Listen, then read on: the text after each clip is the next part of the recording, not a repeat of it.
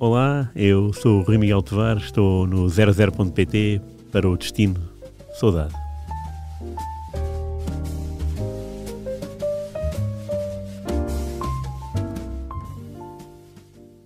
Meus amigos, muito boa tarde. Hoje é o primeiro Destino Saudade e temos o privilégio de anunciar com muita pompa e ainda mais circunstância o Rui Miguel Tovar, que vai estar connosco aqui durante muitas semanas, espero eu. Rui, é um grande prazer ter-te aqui no 00 e neste espaço que tem tudo a ver contigo, que tem tudo a ver comigo também, creio eu, e onde nos vamos divertir e espero que divertir quem nos vai ver e ouvir.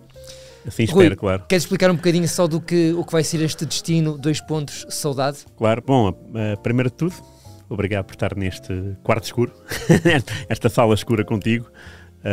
Conheci-te faz daqui a nada 10 anos. Uma década. Em Lviv, durante o Portugal-Alemanha. Muito bem. Do Mário Gomes, né? 0-1, Mário Gomes. Primeiro jogo do Europeu 2012, estavas no Mais Futebol, eu estava no Jornal Ali, entretanto a vida cada um foi para o seu lado e cada um fez o seu caminho e agora estamos juntos finalmente, ao vivo e a cores. Finalmente. Aqui no 00.pt, agradeço o convite, agradeço o nome da rúbrica que é teu, a tua obra. E a mim, tipo, tu és aquele jogador que dás o toque para a frente e eu sou o Hector Henrique, tu és o diagrama de Maradona. Tudo como eu passo, só não podes falhar. Yazal, exatamente.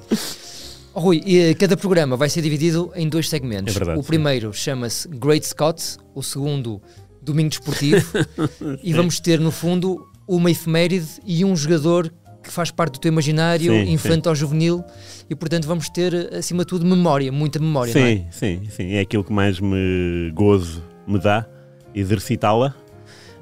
E é incrível como há tanta coisa que não sabemos. Todos os dias tento ler revistas, jornais antigos, passo algumas horas na hemeroteca e é fantástico perceber que o nosso conhecimento é muito escasso e que é sempre bom ler o que foi escrito naquela altura, porque a análise o momento é tudo, não só no futebol, mas também na vida. E é muito interessante folhear os jornais, folhear as revistas, entrevistas, reportagens, que nos dão, de facto, um calor humano muito, muito intenso. E é por isso que eu também quero projetar neste programa, entre mim e ti, este tipo de relação com a bola, com o futebol, que é de facto a relação com a saudade, que é uma palavra muito portuguesa, toda a gente sabe isso, né? Os estrangeiros muitas vezes pensam nessa palavra como para representar Portugal, e para mim é um prazer enorme estar aqui e poder esgrimir argumentos sobre esse futebol do passado, essa saudade que nós todos temos todos os dias sobre aquilo que mais nos estimula, que é o futebol.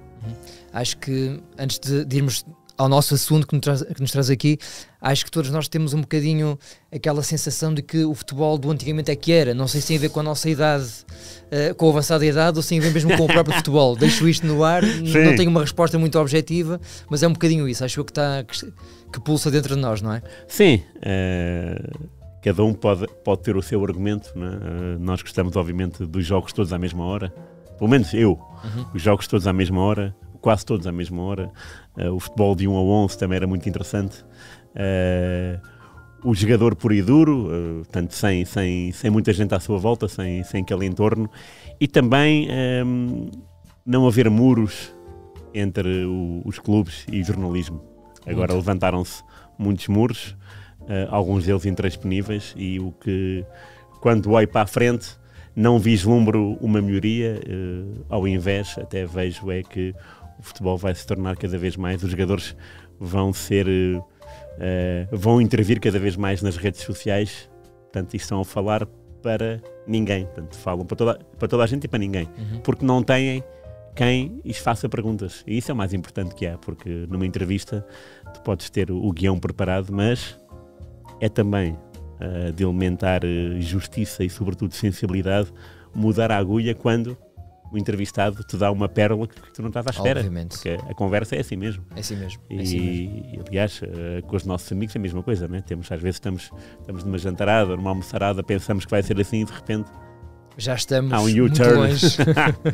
Isso é que dá gosto à vida. E tanto o futebol, esse futebol, e eu lembro-me de ir a esse futebol com o meu pai, e era muito mais fantástico antigamente do que agora, porque a interação entre os intervenientes era muito mais facilitada. Ou simplesmente facilitada. Aliás, antes, só mais esta coisa, acho que este programa também é muito, se me permites, a homenagem a cada um dos nossos pais. Porque no fundo foram eles que nos ensinaram, que nos levaram aos campos de futebol pela primeira vez. Foram eles que nos deram as primeiras pistas sobre o que é gostar de um jogador, de um clube, de uma seleção. E por isso é para eles também que estamos a fazer isto. Espero que gostem. Destino, 2 pontos, saudade. E agora vamos direitinhos para o dia 9 de junho, porque é o dia em que isto vai ser passado pela primeira vez. Só que para 1967. É verdade. E para um jogo que tem um dos golos, e tu vais explicar porque é que isto aconteceu assim, ao minuto 144. É verdade. Eu li isto e confesso que não sei a explicação para isto, portanto também estou curioso para ouvir. Vamos a isso. É a final da Taça de Portugal, entre a Vitória Futebol Clube e Académica. E a curiosidade aqui tem a ver com o facto de ser o golo mais demorado, digamos assim. Minuto 144. E porquê? Na altura não havia desempates por penaltis ainda. Aliás, a primeira final decidida por penaltis até foi há bem pouco tempo, em 2015, entre o Sporting e o Braga. Portanto, em 67 ainda não havia essa criatividade, esse pós-modernismo, e então era prolongamento em cima de prolongamento. Ora bem, 90 minutos, 1-1. No prolongamento de meia hora, outro 1-1, portanto 2-2. E depois jogou-se um outro prolongamento. Incrível. E esse prolongamento acabaria com o golo. Portanto, no fundo, é o primeiro golo de ouro do futebol português. E é da autoria de uma figura irrepetível do nosso futebol, e mais ainda do Vitória, que tem uma estátua no Estádio do Bonfim, que é o verdadeiro JJ, o Jacinto João. Marcou o verdadeiro JJ, exatamente. E que marcou aos 144 minutos e decidiu a taça a favor do Vitória, que na meia-final tinha eliminado com muita pompa e ainda mais circunstância o Futebol Clube do Porto, 3-0 nas Antas, com hat-trick de Pedras, e depois em casa 4-4. Da Académica, por seu turno, tinha eliminado o Benfica nos quartos de final. Portanto, eram duas equipas com muita história. O Vitória tinha estado na final do ano anterior com o Braga, o ano dos Magriços, em 66. Tinha perdido um gol do Perrichon, do argentino. Mas desta vez a equipa de Fernando Vaz, que era um treinador altamente conceituado, e ainda o é, conseguiu esquecer essa amarga derrota com o Braga e acrescentou ao seu palmarés essa Taça Portugal. A Académica, que sempre foi uma equipa muito nobre, que agora infelizmente vê-se regalada para a Liga 3, mas a verdade é que nesses tempos estamos a falar de uma Académica com um espírito muito interessante, que era muito estudantil. O treinador era um homem ainda mais curioso, que era o Mário Wilson. Sim. Mas a verdade, a Vitória apresentava o Tomé, que era um jogador com o Fernando Tomé, do Sporting. Tinha um jovem chamado Vítor Batista, tinha só 18 anos. Tinha o Jacinto João, obviamente, que era um craque. Era internacional. Só não foi mais internacional porque, de facto, os avançados da seleção eram aqueles que a gente sabe, né? Sobretudo o Eusébio. Portanto, é uma final também que é curiosa porque pertence ao nosso imaginário da classe média, ou seja, não havia, neste caso classe média alta, não havia nenhum grande, só há 4 finais assim. A última foi em 99 entre Beira-Mar e Campo Moreirense. Esta foi outra. E o curioso é que foram 2 anos seguidos finais de classe média alta. Braga, Vitória em 66 e depois essa em 67 ganha pelo Vitória. E tem este romantismo de ser 2 equipas, nenhuma delas grande, e de ter levado a 2 prolongamentos e a gol de ouro. Portanto, o Jacinto João está aos 144 minutos. Tipo, junho, calor. A condição física na altura não seria tão boa como é agora, não é? Os jogadores não eram máquinas competitivas como são agora. Nada. Rui, e antes de passarmos ao próximo segmento, uma coisa também que me parece curiosa. Na temporada 2022-23, provavelmente não, vai acontecer mesmo, a Académica de Coimbra e o Vitória Futebol Clube de Setúbal vão estar na Liga 3, os dois. Sem ter aqui os dados, confiando no teu conhecimento, diria que são provavelmente 2 clubes, 2 equipas, que está no top 10 dos clubes com mais presenças na primeira divisão nacional, não? Epá, é uma boa pergunta. Eu diria que sim. A seguir vamos ver, mas... Tá. Vamos confirmar, sim. Deve ser Belenenses, Braga, não é? Além dos três. Belenenses, Braga, o Vitória Sport Clube também, diria eu. Guimarães, mas sim, Boa Vista, talvez. Boa Vista também, exatamente.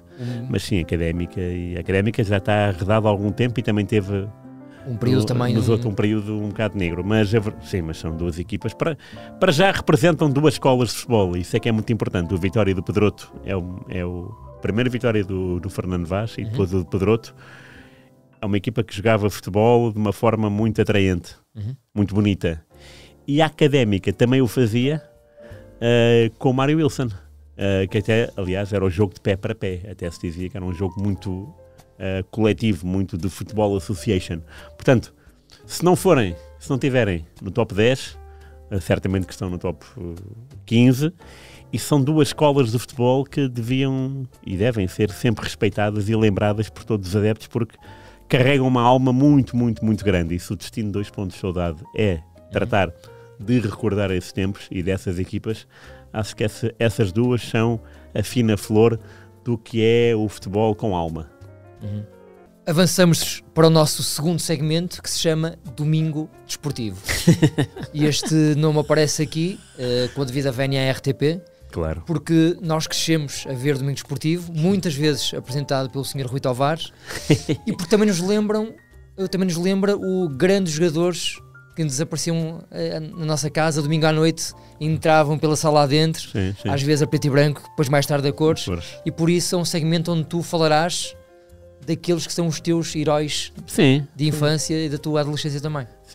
Sim, neste caso escolhi um homem que faz anos hoje, 9 de junho, que é o Sneijder, que é um jogador que tem muita importância no futebol mundial, sobretudo por ter feito aquele ano de 2010 tão espetacular. Wesley Sneijder. Wesley Sneijder é um jogador holandês, muito requintado tecnicamente, foi uma pérola muito bem utilizada pelo Mourinho no Inter e fez um ano fantástico, foi campeão europeu nesse ano. É claro que tinha outros jogadores importantíssimos, como o Zanetti, como o Diego Milito, que também fez uma época do além, mas o Sneijder conseguiu ser a figura mais cintilante da Holanda que chegou à final desse Mundial. E o curioso é que não foi eleito Bola de Ouro, e também era para falar um pouco disso, das injustiças de sempre da Bola de Ouro, porque a Bola de Ouro não tem Pelé nem Maradona no seu currículo, portanto a partir daí devia ser um prémio que não devia ser tão falado assim, mas é um crime, não é? É um crime. E também não tem o Sneijder, que nesse ano fez uma época extraordinária, e eu lembro-me de ver um derby Milan-Inter, ganhou o Inter 2-0 e o Sneijder foi expulso na primeira parte. E mesmo com 10, o Inter conseguiu ganhar 2-0 e no último minuto o Ronaldinho até falhou um penalti defendido pelo Júlio César. Portanto, são estas memórias que eu me lembro quando vi, espera lá, 9 de junho, deixa eu ver quem é que nasce neste dia. E vi o Sneijder e pensei, é uma boa ocasião para falar de um injustiçado. Sim, é verdade. Porque o Sneijder tinha, de facto, muito futebol nos pés. Há muitos jogadores holandeses que o têm, Bergkamp, né, por exemplo, que também nunca foi bolador. Mas o Sneijder, neste ano, quer dizer, levou a Holanda à final, tal como outros, e conseguiu ser campeão europeu. E isto, para mim, são argumentos aliados aos golos e às assistências que podiam levar que ele fosse bolador nesse ano. Não foi, nem sequer foi o segundo, nem sequer foi o terceiro, porque... se não estou equivocado, foi Messi, Xavi, Iniesta, ou Messi, Iniesta e Xavi. Portanto, houve um domínio do Barcelona. E o Inter não foi tido nem achado, nem o Sneijder. E eu acho pena, porque era daqueles jogadores que... lá está, é daqueles jogadores que, no mundo paralelo, iria ter piada ter uma bola de ouro e era da eliminar justiça, como diria o Sherlock Holmes. Para acabarmos este primeiro destino, 2 pontos, saudade, muita saudade. Alguma vez o entrevistaste? Alguma vez estiveste com ele alguma zona mista? Tiveste alguma história com ele ou não? Não, com o Sneijder não me lembro lembro-me desse episódio do Inter, mas eu estava numa bancada muito confortável e ele estava lá a levar com o frio de Milão de janeiro e a ser expulso de forma injusta, ou pelo menos de forma madrugadora. Era o Sneijder, também não era um homem que pusesse o pé assim de uma forma abusadora, mas não tenho essa grata experiência de ter estado alguma vez com ele, e o que é pena. Portanto, seria mais uma bola de ouro.